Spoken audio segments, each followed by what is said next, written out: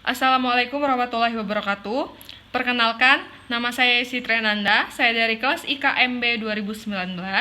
Di sini saya akan menjelaskan cara pengerjaan soal uji beda dua proporsi. Berikut cara pengerjaannya. Diketahui, penduduk kota berjumlah 410, yang menderita hipertensi berjumlah 62 orang, tidak menderita hipertensi berjumlah 348. Jumlah 348 ini didapat dari pengurangan jumlah penduduk kota dengan penderita hipertensi. Begitu juga sebaliknya, jumlah penduduk desa 414, penderitanya 46 dan tidak menderita hipertensi 368. Diketahui juga alfa sama dengan 5%, 5/100 sama dengan 0,05. Ditanya, apakah ada perbedaan dua proporsi antara kota dan desa yang menderita hipertensi? Oke, cara pertama untuk menyelesaikan soal tersebut yaitu dengan menentukan nilai observe atau pengamatan. Jadi, berdasarkan data yang sudah kita ketahui, kita masukkan ke dalam tabel. Apa guna tabel? Jadi, tabel di sini berguna untuk kita mempermudah cara mengetahui data yang ada. Jadi, dari tabel ini terdapat jumlah penduduk kota dan penduduk desa, dan juga jumlah penderita hipertensi dan tidak penderita hipertensi dari penduduk kota dan desa. Di sini di sini adalah jumlah dari keseluruhan penduduk kota dan desa dan juga jumlah keseluruhan dari penduduk yang menderita hipertensi dan yang tidak menderita hipertensi. Langkah pengerjaan yang kedua yaitu kita menentukan nilai expert atau nilai Excel atau nilai harapan dengan rumus umum. Total baris dikali dengan total kolom sama dengan grand total.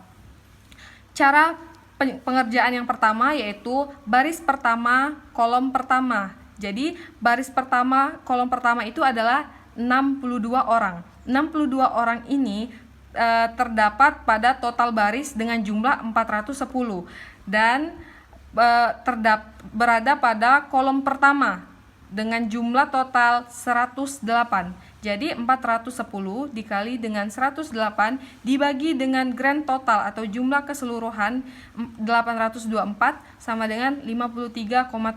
Begitu juga dengan cara pengerjaan baris pertama kolom pertama, baris pertama kolom kedua, baris kedua kolom kedua. Setelah kita mendapatkan data yang kita dapatkan kita masukkan ke dalam tabel agar kita lebih mudah menentukannya.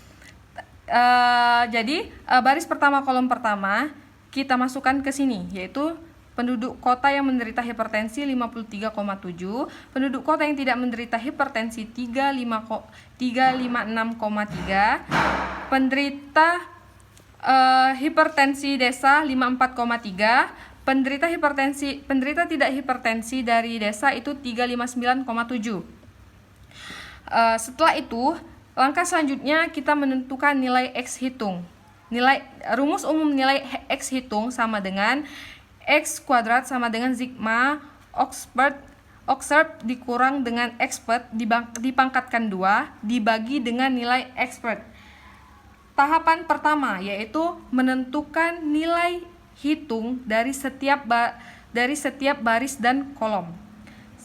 Sebagai contoh pertama yaitu pada baris pertama kolom pertama itu terdapat 62 orang dengan total barisnya itu nilai expertnya itu 62 dikurang dengan nilai expertnya itu 53,7 dibagi dengan nilai expert 824 sama dengan 1,27. Begitu juga dengan seterusnya pengerjaan cara yang baris kedua kolom pertama, baris pertama kolom kedua, baris kedua kolom kedua.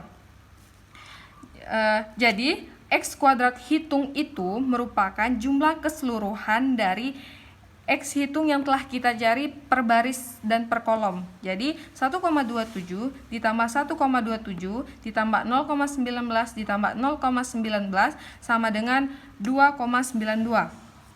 Langkah keempat yaitu menentukan nilai DF. DF sama dengan baris dikurang 1 dikali kolom dikurang 1. Jadi sudah diketahui dari data bahwa data yang kita dapat itu berordo 2 kali 2. Jadi DF sama dengan 2 dikurang 1 dikali 2 dikurang 1 sama dengan 1.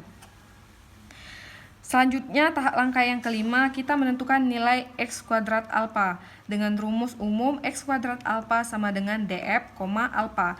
Alfa sudah kita ketahui bahwa alfa adalah 5%.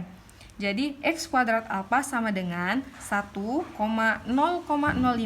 Jadi, berdasarkan data dari tabel Chi-square, 1,0,05 itu adalah 3,841. Langkah ke-6 yaitu menentukan grafik umum dengan membentuk grafik lonceng. Jadi, sebagai pembatas, itu merupakan nilai dari X hitung 2,92. Nah, dan nilai X alfanya itu 3,841. 3,841 ini nilainya lebih besar daripada nilai X hitung, sehingga letak daerah arsiran itu berada pada daerah H1. Jadi dapat kita putuskan bahwa uji V-value lebih besar dari alfa, atau 3,841 lebih besar dari 2,92, sama dengan H0 gagal ditolak. Kesimpulannya, tidak ada perbedaan yang bermakna proporsi hipertensi penduduk kota dan desa. Oke, sekian, terima kasih. Mungkin hanya itu saja yang dapat saya sampaikan. Semoga bermanfaat. Wassalamualaikum warahmatullahi wabarakatuh.